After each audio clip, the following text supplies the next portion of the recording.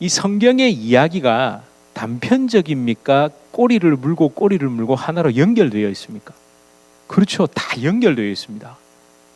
이단들이 말하는 성경을 성경으로 풀라 이 말이 아니라 그렇게 얘기 많이 하거든요. 왜 성경을 성경으로 푼다 이러면 뭔가 굉장히 영적인 것 같잖아요. 그래서 특히 신천지 이단이 말씀으로 푼다 그래가지고 이제 엉뚱한 장난을 치죠. 근데 우리는 뭘 알고 있습니까? 참 여러분 이 미국에 와서 사시고 언어 하나를 더 이렇든 저렇든 경험을 해보시는 게 굉장히 중요합니다. 번역의 한계라는 게 있죠. 사실은 이미 하늘의 이야기를 성경의 기록자를 통해서 분명 성령의 감동으로 오류가 없이 원본을 기록하였으나 이것이 시간이 지나면서 어떻게 되겠습니까? 변질이 됐다는 말이 아니라 원본이 사본화되는 과정 속에서 또 어떻게 해요? 번역본으로 오는 과정 속에서 분명히 그 한계가 있습니다. 왜냐하면 성경책을 갖다가 원본에 있는 이야기를 번역본으로 계속 쓰려면 이 두께가 어떻게 돼야 되겠습니까? 자, 이건 이렇게도 번역될 수 있고 저렇게도 번역될 수 있는데 역사상 70인역은 이걸 택했습니다. 이거 다 적어 놓으면 여러분들 덱이 성경책으로 꽉 차야 될지도 모릅니다. 그래서 제가 여러분에게 좀 도움을 드리는 것이 있다면 자, 요렇게도 번역될 수 있고 저렇게도 번역될 수 있는데 전체 이야기 속에서 이게 요걸 택하는 게 더 맞을 수 있습니다라는 걸 말씀드리는 거죠. 예, 그런 식으로 가고 있는데요. 또 때로는 지명과 관련돼서 연결을 하기도 하고요. 때로는 역사적인 사건 속에서 성경 속에 있는 사건 속에서 연결을 하기도 하고 그래서 신명기, 여호수아, 사사기 이 속에 있는 이야기를 1000년을 거슬러 올라가 어디에서 에스라 느헤미야서에서 누구를 통해 느디님 사람이라는 그 사람들을 통해 연결이 됐습니다. 사실은 다음 주를 약간 예고를 드리는 겁니다. 다음 주는 제게 이 지금 사사기의 기점에서 약 1000년을 거슬러 올라가서 느디님 사람을 찾았다면 다음 주는 반대로 흘러갈 겁니다. 창세기 속에서 또 이 이야기가 어떻게 연결이 될지 이 십자가 대속의 은혜, 이 구속의 역사 속에서 오늘 이 본문 사사기 1장 마지막 부분과 2장에서 연결되는 이 부분이 어떻게 또 해석이 될 수 있을까라는 걸 다음 주에는 창세기로 한번 가서 살펴보겠습니다. 아니 위대하다, 엄청나다, 대단하다는 무슨 수식어를 붙여서 구속사를 살펴보자는 게 아니라 이 이야기 속에서 저와 여러분을 다시 십자가 앞으로 이끌어 주시는 은혜를 붙들자는 거죠. 지난주 설교를 다시 되돌아보면서 제가 괜스레 하초츠라니 쇼파르니 이런 걸 좀 어렵게 설명을 한 게 아닌가라는 좀 아쉬움이 들었습니다. 하지만 이런 것을 여러분들이 누구한테 딱 설명하실 필요는 없으시잖아요. 그러실 필요는 없으시잖아요. 그렇지만 그렇게 설명은 못해도 이거 한번 들어본 적은 있다. 하나님은 차별과 구별을 그러니까 구별하고 차별하기 위해서 이스라엘 백성 또는 믿는 저와 여러분을 택하신 것이 아니라 우리도 그들과 그러니까 저와 여러분도 그리고 이스라엘 백성들도 뭐요? 먼저 하나님과 언약을 맺고 돌이켰을 뿐이죠. 우리 그렇게 한 것뿐입니다. 그런데 그게 어느새 좀 잘못 흘러간 게 문제인 거죠. 좀 이런 신앙의 태도를 가지고 우리가 신앙생활을 할 수 있을까? 근데 사실 제가 이런저런 말씀을 갖고 연구하다가 이 쇼파르 하초스라보다도 더 선명하게 나온 게 있는데 그걸 빼먹었습니다. 신명기 20장 10절입니다. 하나님께서 가나안 땅에 들어가서 어느 성읍에 가든지 가장 먼저 하라고 말씀하신 게 뭐냐면요. 너무 간단한데 제가 이걸 빼먹고 얘기를 많이 했던 것 같아요. 함께 읽어볼게요. 시작. 내가 어떤 성읍으로 나아가서 치려할 때에는 그 성읍에 먼저 화평을 선언하라. 잘 보세요. 이걸 놓고 비교하면 다 죽여버려야 되는데 그냥 몇 명 살아날 사람을 위해서 선포하는 게 우선입니까? 아니면 이걸 하기 위한 겁니까? 그렇죠. 화평을 이거 원문으로 보면요. 이게 먼저 와 있습니다. 화평을 선언해라. 이 얘기부터 먼저 나와 있다니까요. 더 중요한 건 치는데 그냥 조건부로 몇 명 살려주려고 화평을 선언하는 게 아니라 너희가 그 땅에 가는 이유는 나의 평강과 나의 화평을 선포하러 가는 거야, 이 말입니다. 하나님은 이것부터 얘기하셨다니까요. 이걸 잊어서는 안 됩니다. 이걸 잊으니까 자꾸만 이방인에 대해서 진멸이 우선, 화평보다도 진멸, 다 죽여버려, 이게 먼저 떠오르는 겁니다. 자꾸 이게 이런 사고가 문제인 거죠. 죄와 사망으로 평안할 수 없고 화평할 수 없는, 그러니까 하나님을 떠나버려서 이미 우리는 멸망이라니까요. 이미 우리는 죽음이라니까요. 그래서 그걸 넘어보려고 발버둥을 치고 있는 게 인간이 하는 행위들이잖아요. 한 살이라도 더 살아보려고. 예? 누가 이것만 하면 혈관 건강에 최고입니다 이래가지고 하나길래 뭔가 싶어가지고 누가 단톡방에다가 그걸 보내놨더라고요. 그래서 10가지 이러면 제가 안 볼쓸 텐데 한 가지라 그래가지고 클릭을 해봤더니 깨더라고요. 깨. 근데 그 깨 이후에 9개가 더 있어요. 근데 그런 게 너무너무 많이 올라옵니다. 그게 이런 말씀 드리면 그런데 목사님들이 잔뜩 모여 계시는 단톡방에 그런 거 자주 올라옵니다. 그렇죠. 우리 건강하게 살아야 되는데 신학적인 논쟁 뭐 이런 거보다, 이야기보다 그런 거 더 많이 올라옵니다. 우리 어떻게든 하나라도, 한 살이라도, 하루라도 더 살아보려고 우리 그래서 발버둥 치고 있잖아요. 종교 행위는 안 그렇습니까? 아니, 갖은 종교 행위를 하는 사람들이 다 그래서 그런 거 아닙니까? 뭐가 무서우니까, 죽음이 무서우니까, 두려우니까 그런 겁니다. 그런데 하나님께서 그들을 모두를 부르시는 겁니다. 특히 신명기 언약, 사실은 신명기 언약 갱신 이러고 나면 다시 언약이 갱신 안 되는 걸로 자꾸 생각하거든요. 근데 그 신명기의 언약은 계속해서 갱신돼야 됩니다. 이 신명기 언약이 갱신된 게 바로 갱신된 게 길갈의 언약이었습니다. 그리고 또다시 세겜의 언약으로 여호수아서 좀 기억해 보시면, 그리고 사실상 다시 언약을 갱신한 게 오늘 복임의 언약, 저는 그렇게 부르고 싶습니다. 오늘 본문에서도 모두가 울고 난 다음에 에이 끝났네 했습니까? 다시 여호와 앞에 제단을 쌓았습니까? 제단을 쌓았잖아요. 그 언약을 갱신할 때마다 그들은 여호와 앞에 제단을 쌓았습니다. 가나안 땅에 들어왔다고 더 이상 언약 맺는 것, 그러니까 언약의 갱신이 필요 없는 게 아닙니다. 예수님을 믿고 구원받았으니까 어떻게 되겠지? 우리 그냥 구원은 따놓은 당상이니까 더 이상 십자가 언약을 갱신한다라는 의미를 잘 생각하셔야 됩니다. 그게 부족해서 또 맺는 게 아니라 그게 완전하기 때문에, 그게 온전하기 때문에 제가 무슨 뭘 한다고 그 계약서를 쓴 게 있거든요. 이게 시간이 늦어질 때마다 저는 그 계약서를 꺼내보고 드디어 1월 29일 날 이게 이제 이루어지지. 저 계속 꺼내봤다니까요.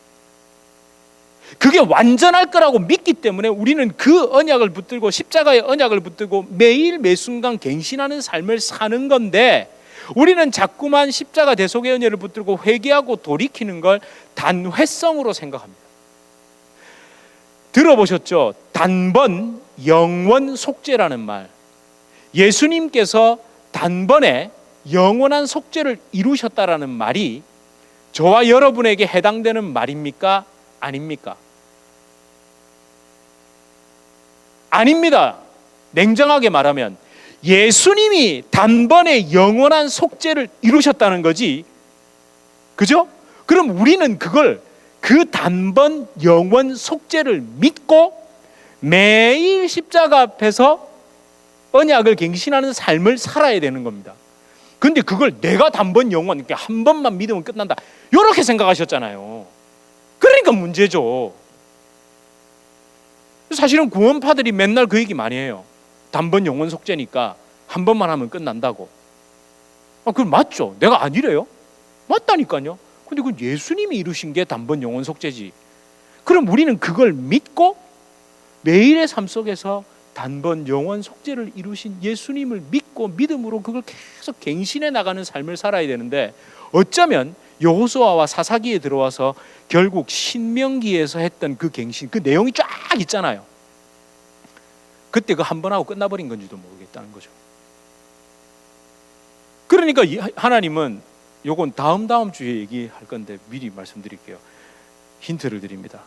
어디에서 여호와의 사자가 올라왔다고 되어 있습니까? 거기. 예.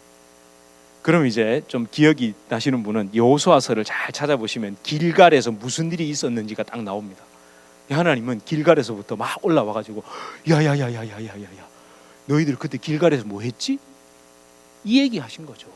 그러니까 복임에서 또 엎드려 맞다, 우리가 그 길갈에서의 언약, 사실은 신명기의 언약을 갱신한 사람들이 들어와서 어제는 설교를 준비하다가 오늘 설교를 열심히 한 게 아니라 그 다음 주 걸 많이 열심히 했어요. 진짜 그게 너무 다가오더라고요. 길갈에서 말씀드릴게요. 할례는요, 언약을 갱신한 사람들이 하고 깨닫고 자기들이 할례를 해당하잖아요. 그 믿음의 행위를, 좋은 의미의 행위입니다. 그걸 드린 거잖아요. 하나님은 그걸 다시 기억하게 하시는 거죠. 2주 뒤니까 잊어버리실 것 같아요. 그래서 말씀드린 겁니다. 아무튼 오늘 본문으로 계속 다시 봐보십시오. 자, 그러면 오늘 본문을 대할 때 여러분 일반적으로 어떤 생각이 떠오르세요? 뭐가 눈에 확 들어오세요? 3절이 눈에 들어오지 않으세요? 가나안 족속을 그대로 두면 결국 뭐가 된다고요? 옆구리에 가시가 되고 올무가 될 거다. 일명 뭐가 된다? 화근이 될 거다. 그래서 화근을 제거하시기 바랍니다. 화근을 제거해야 됩니다. 그 뿌리부터 뽑아내야 돼. 발본색원해야 되죠. 예. 자, 그러면 이 가나안 족속들을 결국 하나님이 원하신 건 뭐라는 얘기입니까? 진멸이죠. 자꾸 진멸 그럽니다, 우리는.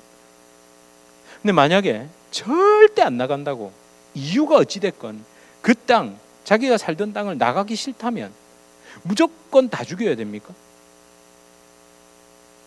무조건 싹 다 죽여버려야 됩니까? 이런 부분을 그냥 지나치지 마시고 좀 고민을 해보세요. 믿지 않는 사람들이 예를 들어 그 하나님이라는 신 너무 잔인하지 않냐? 그게 지금까지 내려와 팔레스타인과 이스라엘의 문제로 남아 있습니다. 막 이러기 시작하면 우리 정말 할 말이 없잖아요. 하나님은 정말 잔인한 신 맞잖아요. 그래서 이스라엘은 지금도 어떻게 모르겠어요. 그렇게 하고 있죠, 그죠? 네. 무조건 힘으로 그냥 다 쓸어버려야 되잖아요. 제가 힘이 없어야 된다는 말이 아니라, 지난주에 살펴본 것처럼 사사기 1장 27절에 결심하고 그 땅에 거주하였더니, 이걸 어떻게 번역할 수 있다고요? 결심하고라는 말을 여러 가지로 번역할 수 있다고. 그래서 그 중에서 킹 제임스 버전에 보면 would라는 표현을 썼잖아요. 그 땅에 거주하고 싶어 했다는 거예요. 이것이 긍정적인 의미의 거주하고 싶은 마음. 그러니까 정말 그 기브온 족속들의 마음, 그 마음으로 내가 거짓말이라 할지라도, 거짓말을 해서라도, 모르니까 뭘 어째야 될지 모르잖아요. 살고 싶어서 어떻게든 그 여호와 하나님, 내가 보기에 분명히 좋은 것 같아. 그 하나님은 뭔가 다른 것 같아. 나 저분한테 좀 붙어서 그 땅에 살고 싶어하는 그런 간절한 마음으로 거주했다라면 어떻게 얘기를 해야 되냐는 거죠. 어떻게든 여호와 하나님의 언약, 그분의 은혜 안에 머물 수만 있다면 나무를 패도 되고 물을 길어도 좋으니까 나 그 땅에 좀 거주하고 싶습니다 라는 마음이면 어떻게 해야 되냐는 거죠. 그래도 다 죽여야 됩니까? 그래도 올무와 가시가 될 수 있으니까 그 사람들을 정말 다 죽여야 되냐고요. 쫓아내고 안 쫓아내고의 문제보다 가나안 사람들이 무엇 때문에, 이스라엘 백성들이 어떤 모습을 보고, 여호와 하나님의 어떤 성품을 보고 그들이 그 땅에 거주하고 싶어 했는지를 찾아내야 되잖아요. 우리는 그걸 봐야 되지 않습니까? 그 사람의 진심을 봐야 되지 않나요? 진심. 그가 왜 그렇게까지 거주하고 싶어 하는지, 이거는 안 보고 올무와 가시가 되니까 화근은 제거해라 이래버리면 이건 뭐 답이 안 나오죠. 대화가 안 된다니까요. 오늘 말씀도 잘 보십시오. 앞서 말씀드렸던 것처럼 길갈에서 복임으로 올라온 여호와의 사자가 했던 말의 핵심은 무엇입니까? 정말 가시와 올무를 발본색원에서 다 제거해버리라가 핵심입니까? 아니면 2절이 핵심입니까? 2절입니다. 2절을 놓치면 안 됩니다. 그러니까 그 주민과 언약을 맺었다는 거죠. 자, 누구와 언약을 맺어야 됩니까? 이스라엘 백성은 여호와 하나님과 언약을 맺었는데, 그래서 그 언약 맺은 걸 보고 어떻게 가나안 사람들이 누구랑 여호와 하나님과 언약을 맺도록 하는 게 누구의 사명이었습니까? 이스라엘 백성들의 사명이었습니다. 아니 그런데 이 거꾸로 돼가지고 자기들이 그쪽 주민하고 언약을 맺은 거예요. 네. 이렇게 된 거라니까요. 하나님은 지금 어쩌면 가시 올무 이게 문제가 아니라, 야 지금 뭐하냐 너희들, 나랑 언약 맺어놓고 아니 왜 이제 와서 쟤들이랑 언약 맺어, 이 얘기 지금 하고 계시는데요. 그들과 언약을 맺지 말라, 그들의 재단을 헐라가 하나님의 진짜 메시지였죠. 진멸이라는 걸 다시 생각해 보십시오. 약속을 붙들지 않으면 너희는 죽는다가 아니라, 약속을 붙들지 않았다면 나도 죽었다. 그런데 나는 약속을 붙들고 살았으니까 당신들도 사세요. 아니 누가 보험을 팔러 왔는데 자기는 그 보험회사 보험을 하나도 안 들고 보험 사라 그러면 사시겠어요? 아니 그 드시겠냐고요. 제가 예전에 그 대구에 있을 때, 그 한 10년도 더 전이었죠. 대구역 앞에 짜장면을 파는 집이 있었습니다. 짜장면 한 그릇이 1,000원이었어요. 그러면 그 재료를 어떤 걸 썼을까요? 뻔한 거 아닙니까? 근데 제가 그 짜장면 집을 항상 갔거든요. 물론 주머니 사정도 있었지만 그 집 짜장면이 맛이 괜찮았어요. 근데 맛보다도 제가 어떻게 딱 그걸 보고 이 집은 믿을 만하다고 생각한 줄 아십니까? 자기 딸을 그 짜장면을 먹이더라고요.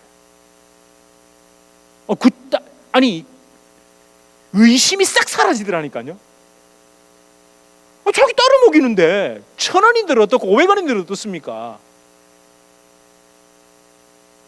이 가난한 사람들 입장에서는 쟤들 뭐 하는 거지? 왜 우리랑 언약을 맺으면서 고개를 갸우뚱거리지 않았을까요? 우리랑 언약을 맺었다는 건 우리가 믿는 신을 믿었다는 얘기예요. 너무 고개가 갸우뚱거리지 않겠습니까?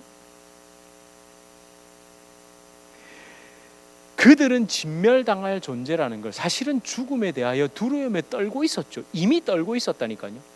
가나안 족속이 7족속이 자기들끼리 평화롭게 지내고 있었겠습니까? 서로 죽고 죽이는 관계 속에서 그러고 살았겠습니까? 그러고 살았어요. 저 민족을 치지 않으면, 저 족속을 치지 않으면 내가 죽는다라는 두려움에 늘 사로잡혀 있었다니까요. 아니 그런데 이 여호와 하나님은 오더니만 소파레의 나팔부터 불어요. 나랑 언약 맺고 살자고. 얘들도 사실은 나랑 언약 맺고 산 애들이라고 이 얘기를 하고 계시는 거예요. 우리는 늘 껍질만 봤던 거죠.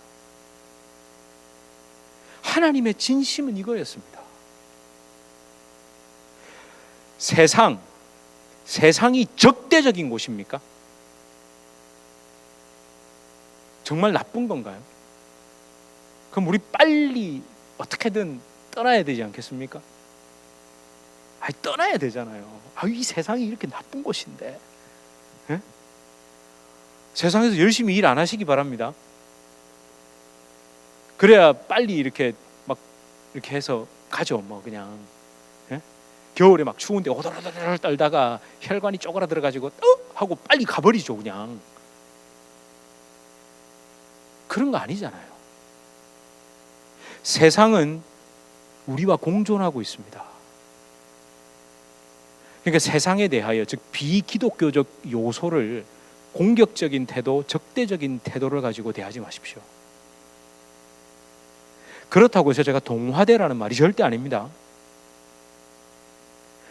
세상과 비기독교인을 정복의 대상으로 보지 말라는 거죠. 그 위에 군림할 생각을 하지 마시라고요. 예수님이 왕으로 오신다고 내가 그 힘을 입고 내가 왕관 쓰고 그걸 군림하고 그 위에서 그냥 왕노릇 하겠다? 그 옛날에 그런 말 많이 했잖아요. 재림하시면 12면류관 쓰고 막 왕노릇하며 지내니 뭐 어쩌니 막 그런 얘기 많이 했잖아요. 그걸 가장 오해한 사람이 누굽니까? 사람이 아니죠. 어느 시대입니까? 중세 시대잖아요. 그거 일일이 다 나열하면 부끄러워서 말을 못 한다니까요. 저는 그 중세 시대적 사고를 경멸하자는 게 아니라 여호수아나 사사기 이런 말씀들을 너무 오해했기 때문에 그래요. 그럴 수밖에 없었겠죠. 성경은 교권을 가진 사람들의 손에만 있었고 문맹률이 높았기 때문에 그걸 어떻게 보통 사람들이 사제나 그 성직자들이 풀어서 말해주는 게 아니면 볼 수 있는 어떤 상황이 아니었잖아요. 근데 지금은 어떻습니까? 조금만 신경을 써서 보시면 그게 그렇게 못 알아들을 말도 아닙니다. 조금만 우리의 높아진 마음을 내려놓고 보시면 성경이 이해가 된다니까요. 세상 속에 사는 게 문제가 아닙니다. 세상을 따라가는 게 문제죠. 그래서 3절을 그래도 여러분 이렇게 생각하실 수 있습니다. 옆구리에 가시라고 분명히 돼 있는데 왜 자꾸 아니라고 하느냐 이러실 수 있는데 이걸 그대로 번역하면 그들이 너희 곁에 있을 것이다 이렇게 번역할 수 있습니다. 그냥 옆에 있는 거예요. 그러니까 이 가시라고 번역된 게 약간 의역된 거거든요. 이게 짜드라는 이 말이 이 짜드라는 단어 사실은 이 가시 옆구리에 가시라고 된 게 단어를 하나 좀 이렇게 문학적이라고 표현해야 될까요? 이게 끌어온 거예요.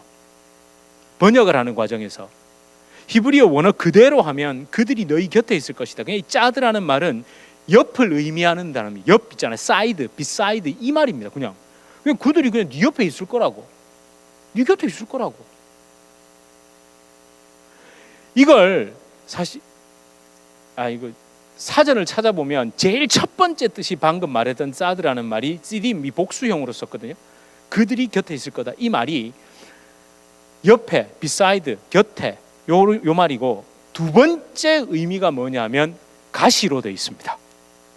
근데 놀랍게도 이 짜드, 찌딤 이런 말을 히브리 성경에 많이 쓰는데 유일하게 여기만 딱 그걸 옆구리에 가시 이렇게 번역해 놓은 거예요. 그러니까 사실 특별한 용례가 없다는 얘기입니다. 요거 한 번을 갖다가 이렇게 사전에 보면 여러 가지 쓰인 것 중에 요렇게 쓰일 수 있다라는 얘기를 하거든요. 근데 그냥 있는 그대로 고대 언어잖아요. 아주 옛날의 언어. 이게 과연 진짜 어떤 의미였겠냐는 거죠. 그들이 옆에 있으면서 너 삶의 가시가 될 거라는 말도 맞겠지만 그냥 담백하고 평범하게 걔들은 너희 곁에 있을 거야. 이렇게 해석이 될 수 있는 거죠. 그런데 뭐가 올무가 된다고요? 걔들이 믿는 그 신이, 그러니까 너희가 언약을 맺은 그 이방 신이 네 곁에 있었던 가나안 족속도 언약을 맺고 있었던 이방 신이 언약을 맺는다는 건 다른 게 아니라 거기에 기대는 겁니다. 거기에 의존하고 있는 겁니다. 우리 다 약속에 의존하고 있잖아요. 아니 우리가 수표를 주면 그 수표가 약속이잖아요. 거기에 의존하고 있잖아요. 뭘 의존하고 있습니까? 이게 결국 돈으로 돌아올 거라는 것에 우리 마음을 의존하고 있는 거잖아요. 이 약속은 그런 겁니다. 약속의 기능이 그런 게 있거든요. 그러니까 그들도 너희도 사실은 같이 살고 있는데 뭐가 올무가 된다? 너희가 의존하고 있는 그들이 믿는 신, 그 이방 신이 너희에게 올무가 되고 스텀블, 그건 진짜 스텀블로 되어 있습니다. 걸려 넘어지게 될 거야. 왜? 그건 온전한 게 아니니까. 그건 너희를 진짜 이용할 뿐이니까. 그 신이 너희를 이용하죠. 근데 하나님은 그런 분이 아니시죠. 저와 여러분 여기서 한번 질문을 드려보겠습니다. 그들도 우리도 무엇과 언약을 맺고 있죠? 지금 오늘날에 한번 잘 생각해 보세요. 여러분 우리는 분명히 나는 하나님과 언약을 맺고 있습니다라고 생각할 겁니다. 예수님과 언약 맺고 계시죠? 근데 언약 맺는 것보다도 더 중요한 게 뭘까요? 언약을 왜 맺었느냐 아닐까요? 우리가 그 약속을 이행하는 것도 사랑에 의해서 그게 너무 좋아서 약속을 이행하는 것과 그 약속을 이행했을 때 어떤 큰 이득이 온다라고 해서 약속을 이행하는 것에 차이가 있지 않습니까? 우리 거기까지 들어가야 됩니다. 우리가 예수님의 십자가를 통해서 하나님과 언약을 맺은 진짜 목적이 무언가를 발견하지 못하면, 비록 우리는 하나님과 언약을 맺고 있고 예수님과 언약을 맺고 있습니다라고 하는데, 이방인들이 그들의 신과 언약을 맺은 목적, 그 마음과 똑같은 자세로 언약을 맺고 있다면 그건 잘못 언약을 이해하고 계시는 겁니다. 그러니까 모든 약속의 이행, 하나님에 대해서 하나님과의 약속을 이행하는 것도 어떻게 됩니까? 이권의 관계 속에서 하게 되겠죠. 내가 이걸 약속을 했으니까 이거 안 하면 큰일 날까봐 하는 것과, 이 약속을 이행함에도 불구하고 내가 바라는 그 결과물이 오지 않아도 나는 이 약속을 이행할 것입니다 라는 마음은 너무너무 다르지 않나요? 너무너무 다르지 않습니까? 예, 너무 다른 겁니다. 하나님은 지금 너희가 곁에다가 그 사람들을 살려뒀냐 안 뒀느냐, 그들을 살려두고 노역을 시켰느냐 안 했느냐 보다 더 중요한 것은 왜 언약을 맺었고, 그리고 그들의 삶과 너희 삶 속에서 언약을 맺은 삶으로서 어떤 사람으로서 어떤 삶의 자세를 취하고 있고 그 목적이 무엇이냐를 계속 묻고 계시는 거예요. 한번 여쭤보겠습니다. 하나님과의 언약 맺음을 매번 드러내는 것 중에 하나, 제일 중요한 게 뭐였죠? 제사였습니다. 제사였죠. 나는 하나님 앞에 갈 수 없는 존재입니다. 대속의 은혜, 나 대신 죽은 그 제물을 가지고 하나님 앞에 나갔죠? 그러면 그때 제물만 들고 가야 정상입니까? 아니면 뭐도 또 들고 나가야 되는 게 있는데요. 나무를 들고 나갔어야 됩니다. 나무. 제물을 그냥 갖다 드립니까? 아니, 거기가 푸주간이 아니잖아요. 아니, 성전이 고깃집입니까? 거기에서 불을 태워야 되잖아요. 불 태우려면 나무를 가져 나갔어야 됩니다. 그러니까 사실 나무를 패고 물 깃는 것, 이스라엘에서 대량의 나무와 대량의 물이 필요했던 곳이 바로 성막이고 성전이었습니다. 근데 그게 원래 누가 했던 거였냐면 레위인들이 했었어야 됩니다. 더 나아가 이스라엘 자손들 모두가 했었어야 됩니다. 그런데 이걸 누구한테 시켰죠? 힘드니까. 사실 이건 떠넘겼죠. 누구한테 떠넘겼죠? 예, 기브온 사람들, 결국 느디님 사람들에게 떠넘긴 겁니다. 그래서 우리가 천년의 역사를 거슬러 올라가 돌아온 느디님 사람들, 그 후의 이야기에 주목해야 된다는 거죠. 지난주에 살짝 말씀드렸죠. 에스라서였습니다. 역대하 9장 1절에서 2절이 무슨 기록이냐면요, 이게 뭐냐면 그들이 돌아와서 예루살렘에 제일 먼저 거주했던 사람, 예루살렘이 어떤 상황이었습니까? 완전히 황폐화되어 있었거든요. 유령도시 같은 곳이었어요. 근데 그곳에 제일 먼저 거주했던 사람이 제사장들과 레위 사람들과 누구라고요? 느디님 사람들이래요. 좀 놀라워하셔야 되는데. 그 다음에 저 에스라서를 한번 볼게요. 그러면 이렇게 이 사람들이 제일 먼저 거주할 수밖에 없었던 이야기가 에스라서 8장에 나옵니다.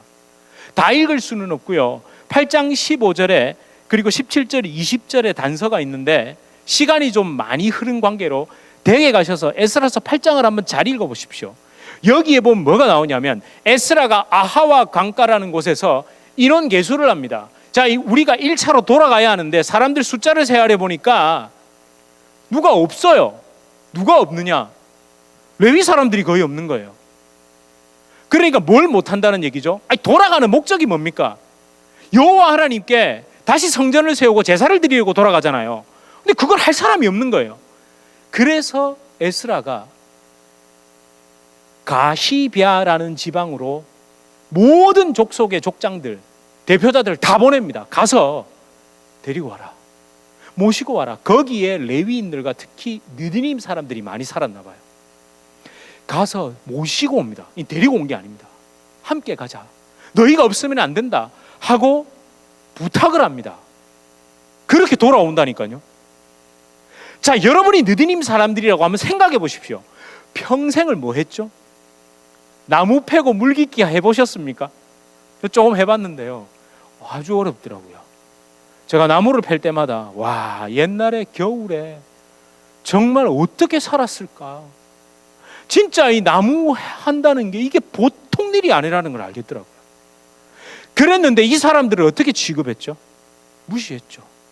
멸시했죠.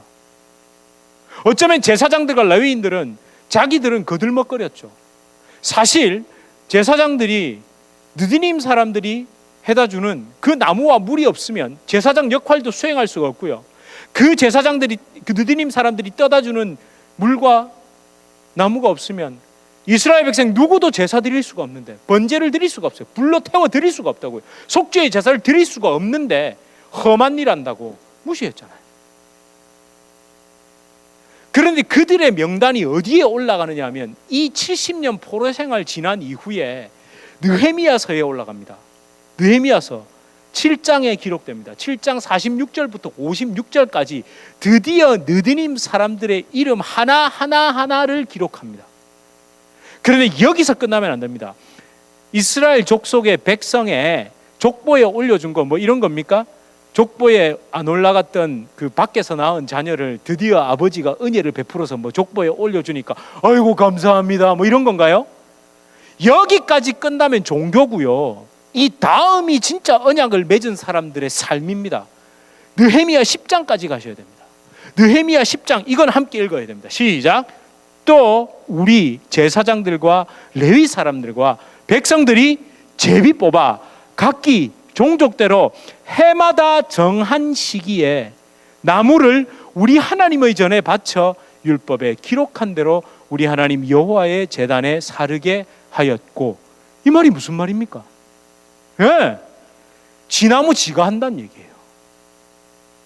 그 힘들다고 기브온 사람들한테 맡기고 느디님 사람들한테 맡겨놓은 거 드디어 이제야 자기들이 하기 시작했다는 거예요. 언약을 맺은 것에서 끝나는 게 아니라, 이름 올려준 정도에서 끝나는 게 아니라 진짜 언약 맺은 사람들의 태도로 변화된 거죠. 교회가 왜 이렇게 됐을까요? 기독교인들이 왜 이렇게 마음의 자세가 높아졌을까요? 그저 위로만 보고 뭐 물량주의, 무슨 기복주의 다 필요 없고요. 딱 원인은 하나입니다. 이걸 안 해서 그랬어요.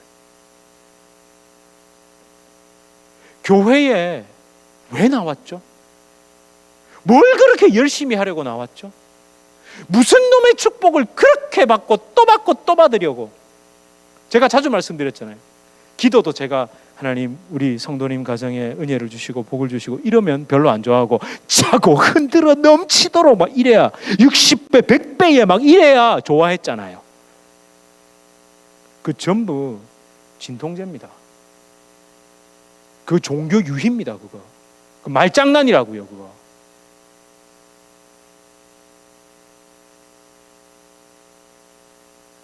저는 지금 여러분이 축복받지 말라는 거 절대 아닙니다. 진짜 중요한 걸 가르쳐 드린다니까요. 누가 그러더라고요. 저를 볼 때마다 자꾸 그래요. 특히 제가 미국에 오고 난 이후로 복을 너무 많이 받았대요. 저보고. 저 복 많이 받았죠? 아닌가요? 저 복 많이 받았는데요. 근데 저 정말 단언컨대 제가 이렇게 말씀드리면 그거 쫓아오진 않았습니다. 그거 받으려고, 그렇게 되려고 안 왔다니까요.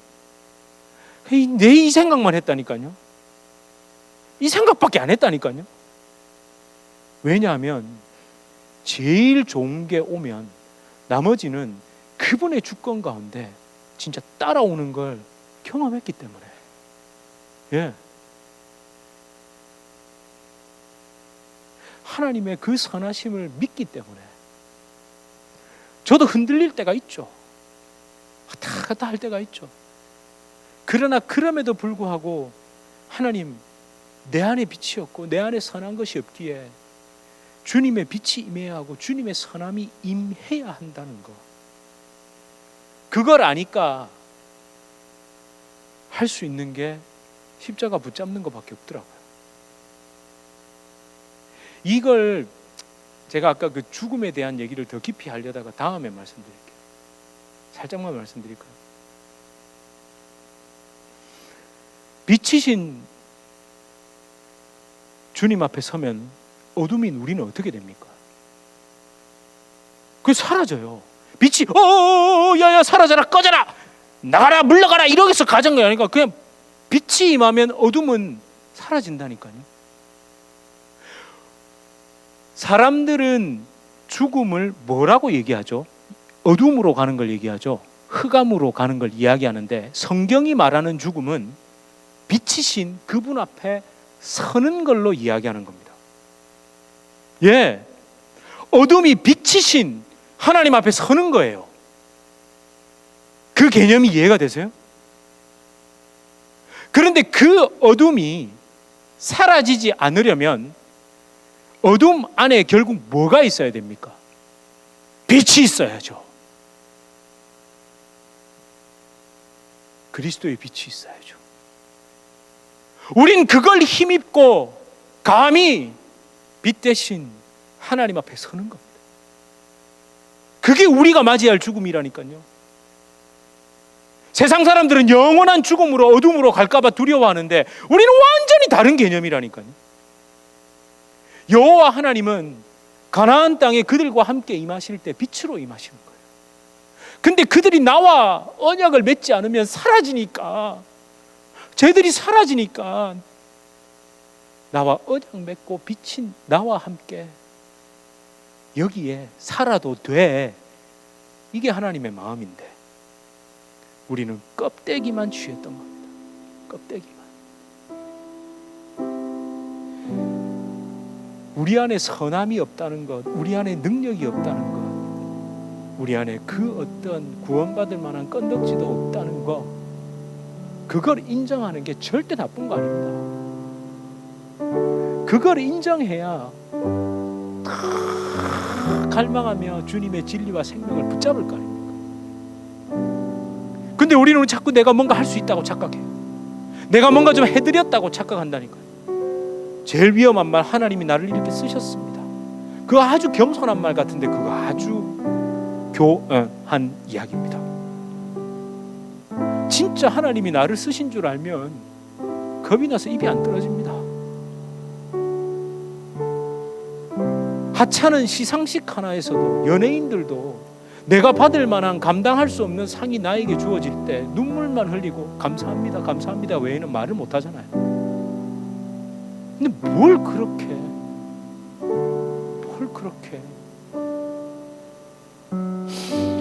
이 찬송가의 가사, 이 찬양의 가사 잘 하십시오. 우리 안에 선한 게 없다는 거 꼭 기억하십시오. 시간이 좀 많이 가서 제가 이 찬양을 같이 부르진 않겠습니다. 근데 이 가사를 가만히 생각하면서 함께 우리 기도하길 소망합니다. 주님, 내 안에 진짜 선한 게 없습니다. 주님, 조금만 축복받으면 이게 올라가고 내가 원하는 만큼 뭐가 되지 않으면 자꾸 마음이 쪼그라들기도 하고, 이게 내 본질입니다. 제 본질입니다, 주님. 그러고 나가는 거예요. 그렇게 주님 앞에 뚜벅뚜벅 걸어 나가는 거죠. 그래서 십자가가 필요한 건데, 십자가가 부적인 줄 알고 십자가가 도깨비 방망인 줄 알고 그거 아닙니다. 정말 우리에게 회복돼야 할 마음, 주님 내 안에 선한 것이 없습니다, 이 마음인 줄 믿습니다. 우리 함께 잠깐 기도하시겠습니다.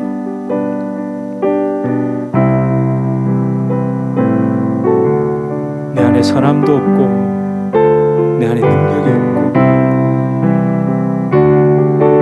내 안에 드러낼 그 어떤 것도 없는데 주님 착각했습니다. 주님, 하나님은 여러분의 심령을 비추실 줄 믿습니다. 하나님은 선하신 줄 믿고 또 십자가 앞에 나아갑니다. 주여, 주여, 주여, 분별력이 없는 주여, 어리석은 우리를 용서하소서. 주여 아버지, 참 능력이 있습니까? 주님 아버지, 하나님, 주여 아버지, 하나님 우리 안에 무엇이 진짜, 하나님 우리 안에 무엇이 진짜, 주님 아버지 주시옵소서.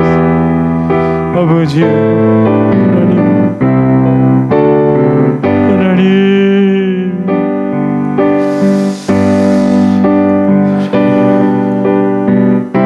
내 심령,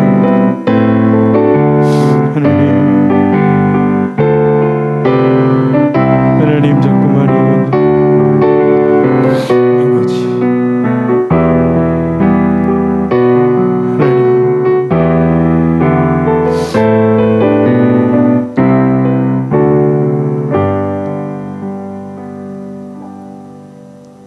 빛이신 주님, 내가 진정한 참빛이신 그 하나님 앞에 설 때 어둠인 내가 설 수 없기에 내 안에 예수 그리스도의 빛이 있어야 함을 압니다.